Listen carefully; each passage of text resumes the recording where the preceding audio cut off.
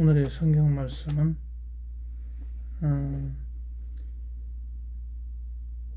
열왕기 하 14장 23절에서 27절까지입니다. 오늘의 설교 말씀은 제목은 여로보암 2세가 되겠습니다. 성경 봉독해 드리겠습니다. 23절에서 27절까지. 유다의 왕 요아스의 아들 아마샤 제15년에 이스라엘 왕 요아스의 아들 여로보암이 사마리아에서 왕이 되어 41년간을 다스렸으며 여호와 보시기에 악을 행하여 이스라엘에 범죄하게 한 느밧의 아들 여로보암의 모든 죄에서 떠나지 아니하였더라. 이스라엘의 하나님 여호와께서 그의 종 가드 헤벨 아미떼의 아들 선지자 요나를 통하여 하신 말씀과 같이 여로보암이 이스라엘 영토를 회복하되 하맛 어기에서부터 아라바 바다까지 하였으니 이는 여호와께서 이스라엘의 고난이 심하여 매인자도 없고 노인자도 없고 이스라엘을 도울 자도 없음을 보셨고 여호와께서도 또 이스라엘의 이름을 천하에서 없이 하겠다고 아니하셨으므로 요아스의 아들 여로보암의 손으로 구원하심이었더라. 아멘. 오늘 성경 말씀 설교 말씀의 제목은 여로보암 2세가 되겠습니다. BC 750년 이야기입니다. 이때는 지금부터 2750년 전이니까 대단히 오래된 이야기이기도 합니다. 그 여로보암 2세의 이야기에서 하려고 하는 것은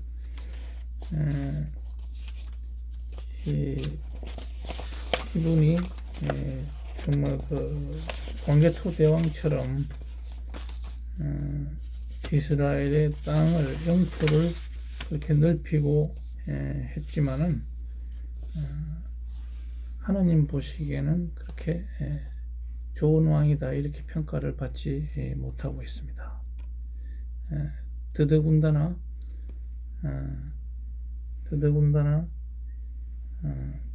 이 열왕기는 선지자 관점에서 썼기 때문에 하나님 말씀에 청종하지 않는 이런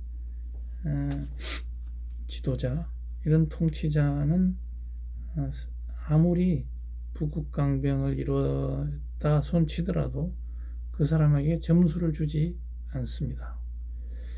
우리 세속적인 역사, 도전과 응전이라는 이런 토인비의 역사관, 또 다른 이에이치카의 역사관 이런 것을 통해서 보면 이렇게 부국강병을 이루고 경제적으로 풍요한 국가를 이끌었다면 그것은 괜찮은 왕으로 비칠 수가 있습니다.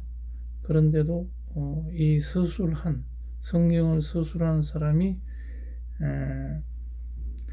선지자였기 때문에 또 역대기 하에도 가보면 이 역대기를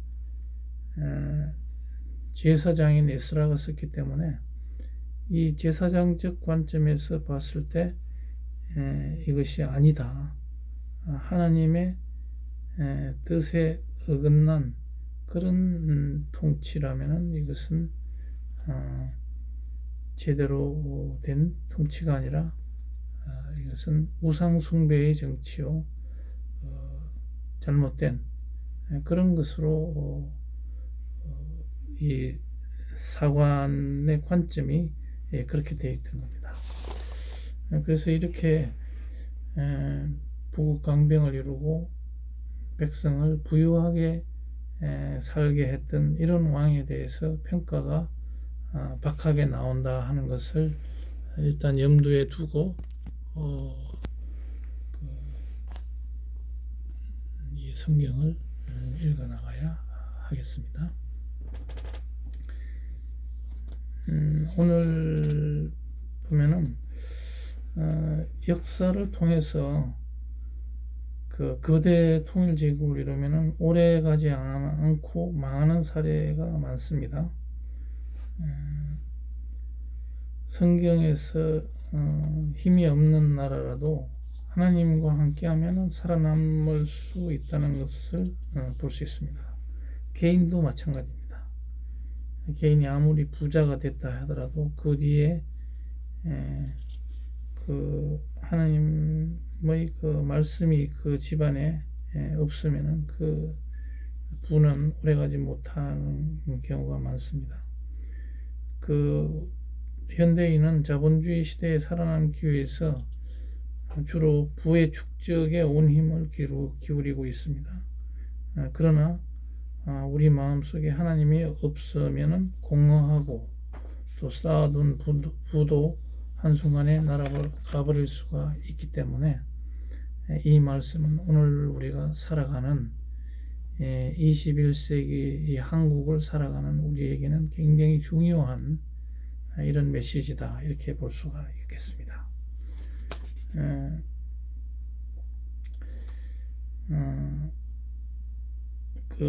이 말씀의 결론은 이렇습니다. 결론부터 먼저, 하나님은 이스라엘 민족이 우상 숭배를 버리고 여호와께로 나오시기를 바라시고 이스라엘의 적대국인 아수르 제국의 그 니느웨 백성까지 회개하라고 이 요나 선지자를 보냈던 겁니다. 하나님 전으로 나오기를 바라셔서 이렇게 요나를 니느웨 선교사로 임명했던 겁니다. 그 요나 얘기를 하면, 요나는 주전 8세기 북이스라엘에서 선교를 하면서 이스라엘의 북왕을 염원했습니다. 여로보암 2세가 통치를 잘해서 북쪽으로 영토 확장을 하기를 바랬습니다. 그래서 실제로 또 그렇게 그 영토가 하맛 어기에서부터 아라바 바다까지 또 다멕섹까지 전부 다 영토를 확장해서 솔로몬 시대의 그 넓이만큼 통치를 했던 겁니다. 하나님이 없는 부와 하나님이 없는 이 부강한 나라는 얼마 가지 못한다. 하나님이 결국은 축복해 주시지 않기 때문이다 하는 것입니다. 그래서 여로보암 때의 이 부강함도 결국은 여로보암이 죽고 나서 30년 만에 북이스라엘은 아수르에게 722년 망했습니다. 오늘날 우리 시대를 살아가면서 우리는 돈의 제약을 너무 많이 받고 살아갑니다. 그러다 보니 돈을 누가 더 많이 버나 경쟁하면서 성공의 척도로 삼기도 합니다. 교회 안에서 신앙생활 하는데도 돈이 없으면 왠지 위축이 되고 교회에 나가지도 못합니다. 왜냐하면 차비도 없기 때문에. 다른 사람 다 성령차 몰고 오는데 두 발로 뚜벅뚜벅 걸어가는 것도 일단 버스비가 있어야 교회에 나갈 것입니다. 그리고 옷도 좀 있어야 나갈 것입니다. 그렇지만 개인이나 국가나 부의 축적에만 이렇게 몰두를 하면 반드시 공허해지고 재앙이 따른다는 그런 사실을 우리는 명심해야 되겠습니다. 그러면 이 여로보암 이야기를 구체적으로 살펴보겠습니다. 역사상 봐서 대제국을 이룬 나라는 쉽게 망했습니다. 진나라와 그랬고 수나라도 그랬습니다. 작은 민족이 큰 나라를 일으켰을 때에도 단명하는 경우가 많았습니다. 고구려와 발해가 그랬고 몽고의 징기스칸도 그랬습니다. 개인이나 국가나 막론하고 과욕을 부리면 패망하기 쉽다는 것을 역사는 교훈해주고 있습니다. 열왕기하 14장 23절에서 29절은 북이스라엘을 부강하게 만든 여로보암 2세에 대한 기록입니다. 아수르가 아람 족속을 쳐부순 다음에 내부적인 다툼이 일어나서 잠시 쇠퇴한 이 틈을 타서 여로보암 2세는 일찍이 아람에 속했던 영토를 회복할 수가 있었습니다. 군사적으로 경제적으로 부강하게 되자 이 북이스라엘은 우상 숭배가 더 심해지고 하나님은 결국 주전 750년경에 아모스 선지자를 남유다에 있는 아모스 선지자를 북쪽으로 보내서 이 심판의 메시지를 보냅니다. 너희들이 공의가 없다. 너희들이 잘 산다고 하지만은 거기에는 정말 공의가 없는 그런 나라다. 그래서 백성이 정말 괴롭지 않느냐 이렇게 했고, 또 요나 선지자는 국내 이스라엘 북이스라엘 국내 선지자였습니다만은 이 사람을 국내에서는 여로보암이 잘한다 정말 부국강병해야 된다 이렇게 했는데, 그 사람을 들어서 아수르의 니느웨 도성에 가서 아수르 사람들이 그 회개해서 하나님 앞으로 돌아오라 이런 선교를 하라는 명령을 해서 보냅니다. 그러니까 고래 뱃속에 들어가서 그쪽으로 안 가려고 버티다가 결국은 고래 뱃속에 들어가서 고생하다가 결국은 가기는 갑니다만은 가서 그 사람들이 회개를 하게 됩니다. 이것은 어떤 비유를 들자면은 우리가 일본과의 그 적대 관계에 있는데 호시탐탐 일본이 우리 조선을 먹으려고 기회를 엿보고 있는데, 이 선지자를 하나님이 일본에 보내서 일본이 그 국민들이 회개하고 돌아오라 하는 그런 선교를 하게 되면 매국노라고 할 수도 있고, 또 토착 왜구로 아주 비난을 받을 수도 있을 뿐 아니라 본인 자체가 정말 이것은 하고 싶지 않은 그런 일이 되는 것입니다. 그렇지만 하나님은 이방인이라도 하나님 앞으로 회개하고 돌아오라고 하는 이런 하나님은 이방 민족과 이방의 지도자까지도 하나님은 통치의 영역에 있다고 하는 것을 우리가 알 수가 있겠습니다.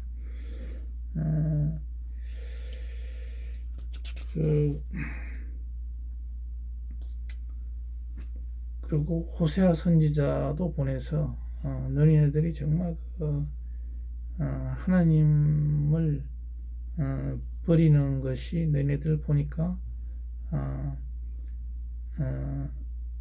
그 여자가 창녀가 돼서 그렇게 그 한 남자를 따르지 않고 이 남자 저 남자에게 따라다니는 그런 창녀의 비유를 북이스라엘 사람들에게 비유를 했습니다.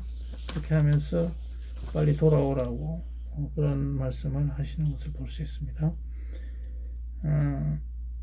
그리고 여호와를 유일한 하나님으로 믿고 섬기는 백성은 하나님이 지켜주신다 하는 것을 이 열왕기하 14장에서 볼 수가 있습니다. 여로보암 2세의 치세를 일단 25절은 보여주는데, 선택된 백성들이 너무 가난하고 배고픔에 시달리자 하나님은 북이스라엘의 지경을 넓혀주고 경제적으로 윤택하게 해 주셨습니다. 그렇지만 이들이 우상 숭배에 도가 너무 지나치니까 하나님은 아모스를 보내서 심판의 메시지를 보냅니다. 아수르 제국을 들어서 북이스라엘을 치려고 경고를 보냈지만은 듣지 않습니다. 호세아와 아모스를 또 다 보내지만은 별다른 효과를 거두지 못합니다. 그 아수르는 그 BC 3000년경부터 BC 610년까지 존속한 강대국이었습니다. 아수르는 주변국들에게 굉장히 악독한 나라로 알려져 있습니다. 아주 그 악행이 극에 달한 그런 나라입니다. 하나님을 믿지 않고 우상 숭배하는 그런 나라입니다. 그런데 이스라엘은 어떻습니까? 유대인은 그 나라를 잃고 587년 남유다가 완전히 패망하고 그 뒤로 그 유대로 돌아왔습니다만은 그때는 계속해서 강대국의 지배를 받고 있는 나라였습니다. 그러다가 AD 70년경에 로마에게 완전히 함락을 당하고 1900년 동안 나라 없이 지냈지만 여전히 영향력을 과시하고 있었습니다. 하나님이 끝까지 보살피시는 나라와 개인은 재물과 군사력, 영토의 크고 작음이 있지 않다 하는 것이죠. 하나님을 잘 믿고 악행을 멀리하는 나라와 개인은 축복을 받게 된다는 것을 알 수가 있다. 역사를 통해서 알 수가 있다. 북유럽파와 영국이 기독교 선진국으로 축복을 받았고 그 다음으로 미국이 기독교 종주국이 되면서 번영하고 또 지금도 번영하고 있습니다. 그 바톤을 한국이 이어받을 그런 차례입니다. 그런데 어떻습니까? 우리 한국이 해방된 지 75주년이 됐지만 이제 우리는 국민소득 3만 불대에 가 있고 먹는 거는 해결이 됐고 이런 상황에서 오히려 배가 나올 만큼 국민들이 다이어트를 해야 되는 이런 시대에 살고 있습니다. 그러다 보니까 우리 머릿속에는 하나님이 점점 사라져가고 있습니다. 교회가 침체 일로에 가고 있고 교회마다 청년들이 숫자가 적어져 가고 있습니다. 이것은 무엇을 말하냐면 잘 살다 보니까 결국은 이 여로보암 2세의 시대처럼 국가는 부강하고 경제적으로 잘 살고 하지만 하나님이 없는 그 민족과 그 국가, 그 개인은 결국은 망할 수도 있고 흔적도 없이 망할 수도 있다는 것을 알게 되기 때문에 우리는 이 시대를 사는 우리는 굉장히 경각심을 가지고 이 말씀을 들어야 하겠습니다.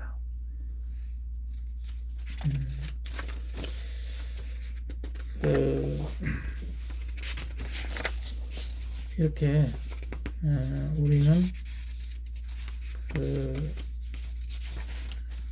아무리 솔로몬 이후에 그렇게 가장 부강한 영토가 넓고 경제적으로 잘 사는 나라가 됐다고 할지라도 하나님이 없었기 때문에 그렇게 많은 선지자를 하나님께서 보내고 그 사람들이 어떻게든 하나님 앞으로 돌아오라고 그렇게 강권하는 것을 보게 됩니다. 그러면 우리는 여기서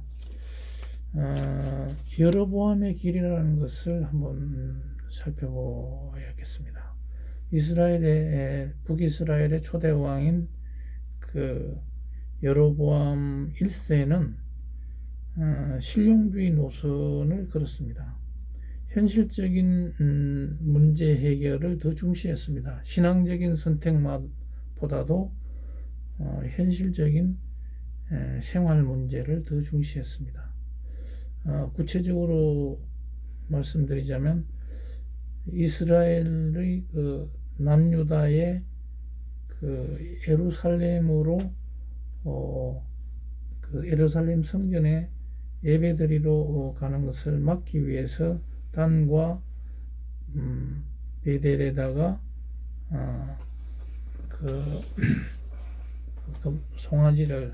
금송아지를 세워서 거기에 예배하게 했습니다. 산당을 지어서.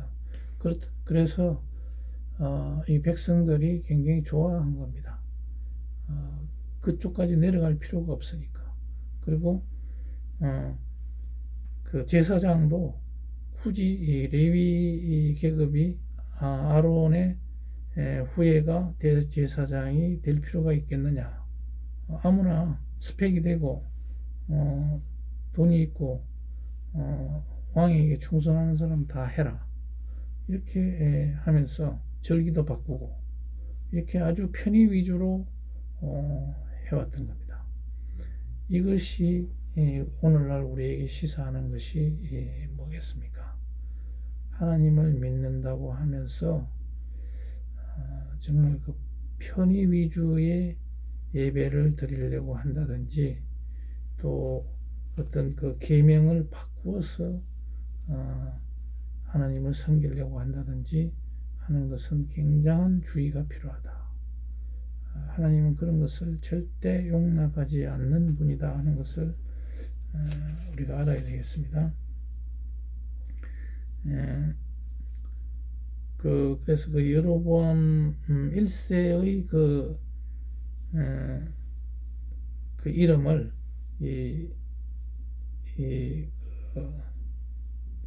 이분에게 여로보암 2세의 아버지는 여로보암이라고 이름을 지었던 겁니다. 옛날에 그 초대 왕의 이름을 지어서 자기 아들에게 주었는데 그 사람이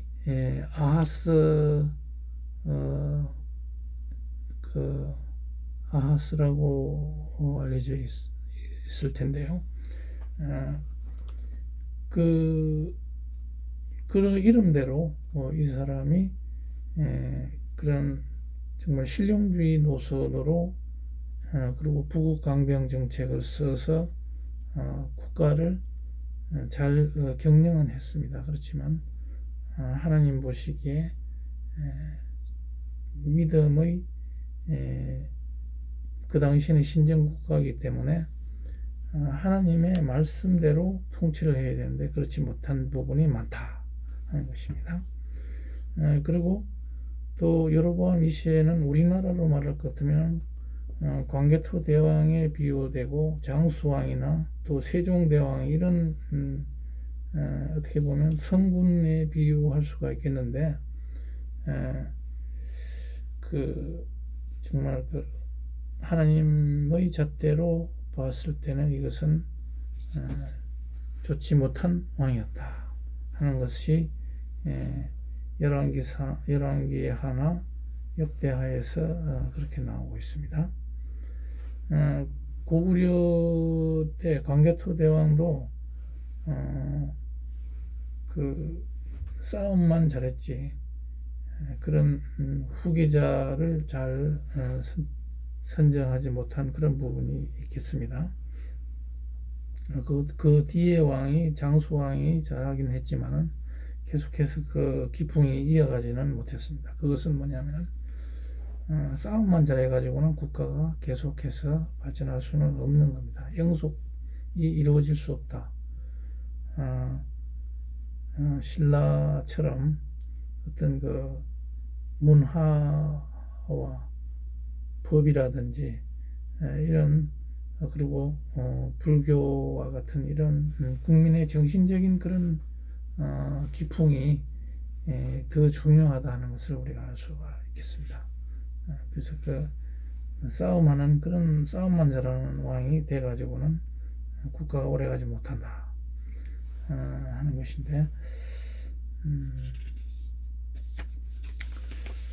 그래서 역대기의 의도는 그 여호와를 경외한 왕들을 부각함으로써 신정 국가에 대한 그 새로운 희망을 찾으려고 했던 그런 모습이 보입니다.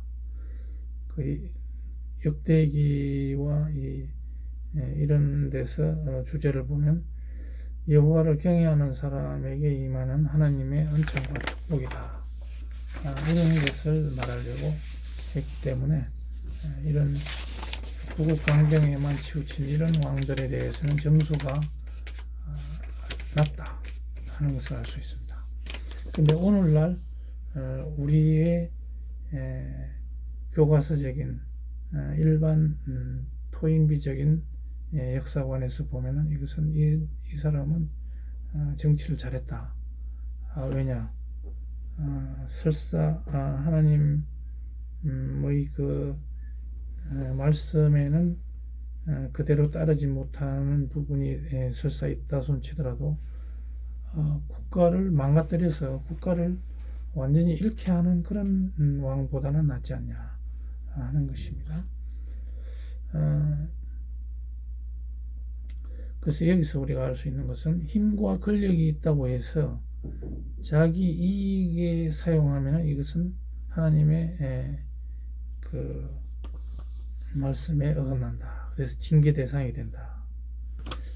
그리고 어떤 위대한 리더십이라든지 이런 것, 통솔력은 겸손한 데서 나온다 하는 것을 우리가 알 수가 있겠습니다. 이렇게 무조건 영토를 넓히고 거대하게 부를 성취하고 해서 자기 힘으로 모든 것을 억누르려고 하는 그런 개인과 국가, 또 그런 국민, 그런 교회, 이런 것들이 있다면 그것은 오래가지 못한다. 하나님의 통치 방식에 어긋난다 하는 것이 되겠습니다. 그리고 성경적인 면에서 봐도 창세기 39장 2, 3절에서 보면 어디까지나 하나님과 함께하는 삶, 요셉의 이야기에서 하나님과 함께하는 삶 자체가 거기가 감옥에 들어가든지 총리가 되든지 그 어떠한 상황이 되더라도 그것은 형통한 것이다. 하나님과 함께하는 삶이라는 것이 형통하게 되는 것이다.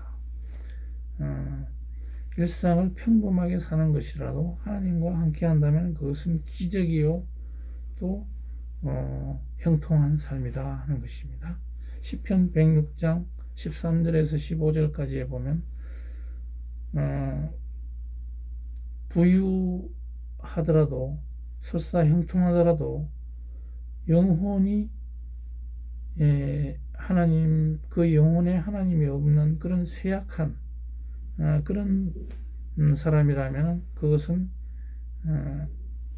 제대로 된 형통이 아니라 그것은 악한 형통이다. 그렇게 성경에서 말씀하고 있습니다. 그래서 여로보암 2세의 시대는 결론적으로 말하면 예배가 타락해 됐던 그런 그 나라요, 그 백성이었다. 정의가 상실된, 공의가 상실된 그런 나라였다. 돈과 예배, 돈의 예배, 또 권력의 예배, 자존심을 지키려고 하는 그런 예배. 오늘날 교회에 가면은 정말 그 대형 교회에 많이 나가서 예배를 잘 드리는 사람들 가만히 속을 내다보면은 그 속에는 돈의 예배, 내 내가 돈을 잘 벌게 해 주시옵소서. 권력의 예배, 내 자존심을 지키게 하옵소서. 이런 자기 숭배의 그런 예배가 돼가고 있는 부분이 많다 하는 것입니다. 그 여로보암 2세 때의 그 북이스라엘도 마찬가지였다는 겁니다. 그래서 우리가 뒤에 호세아 선지자의 설교 성경 말씀 또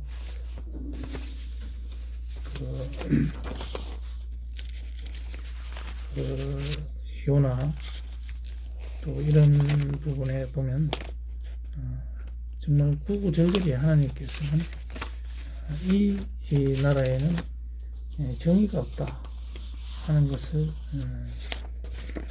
얼마나 많이 강조하시는지 모릅니다. 이것을 보면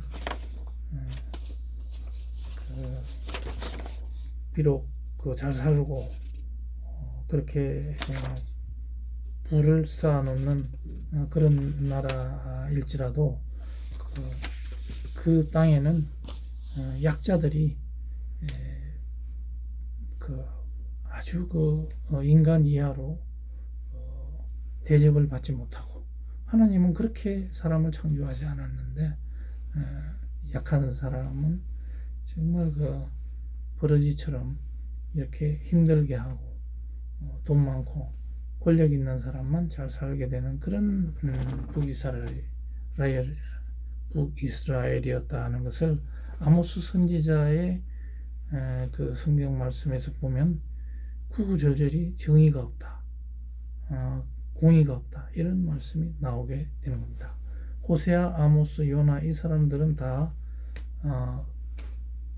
북이스라엘의 그 여로보암 2세의 통치와 상당히 겹쳐 있는 선지자들이기 때문에 그 사람들의 이야기는 바로 여로보암 2세의 통치의 빛과 그늘을 그대로 보여준다, 이렇게 말씀드릴 수 있겠습니다. 그래서 우리는 오늘날 결론으로 말하면 어떤 것이 되겠습니까?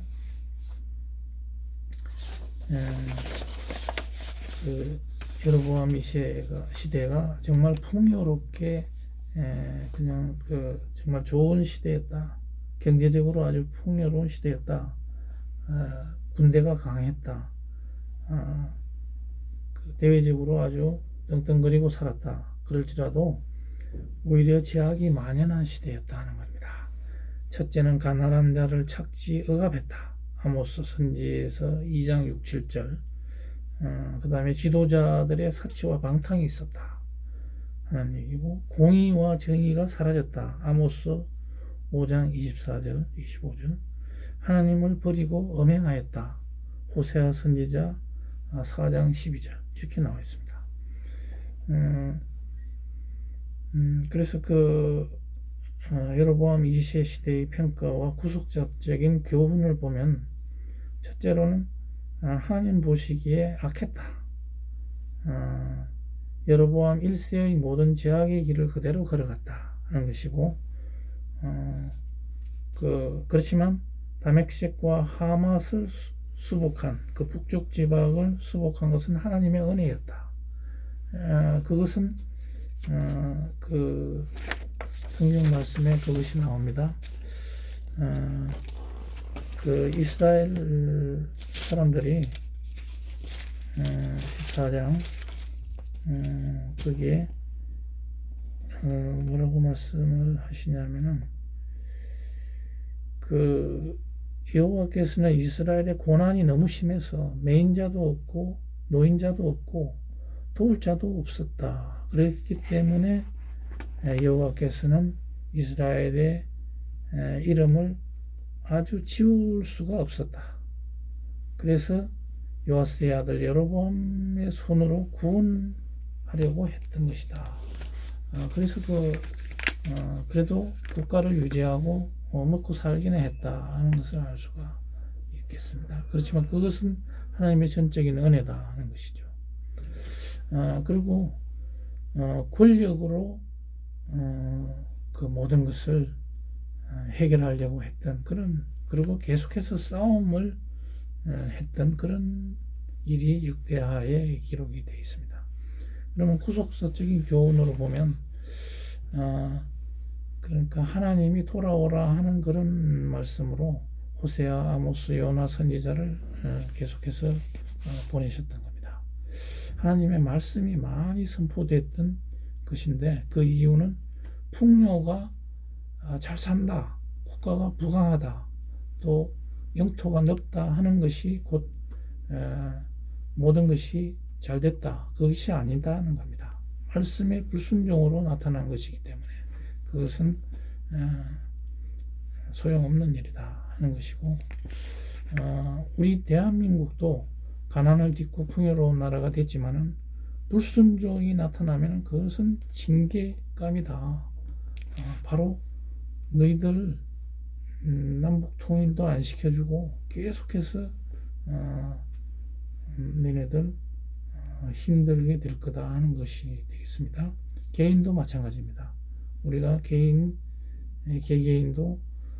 좋은 직장 가지고 있다, 뭐가 사업이 잘 된다 해서 뭐가 형통한 것 같이 보이지만 그 안에 하나님이 없다, 말씀이 없다, 그러면 그 사람은 성공한 사람이 아니다, 실패한 사람이다, 천국에 하나님 나라에 들어갈 수 없는 사람이다 하는 것을 바로 깨달아야 되겠습니다.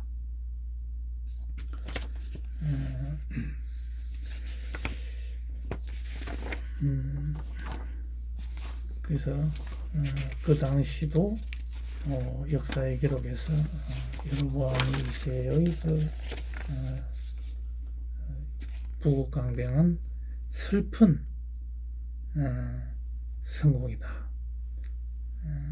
그렇게 화려한 그런 것이 아니었다.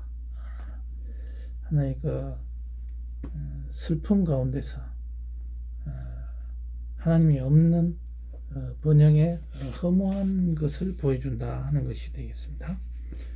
그리고 예배의 타락과 정의의 상실, 그것은 곧 30년 후에 멸망을 예고하고 있습니다. 영적으로는 암흑기였다는 것을 보여주고 있습니다.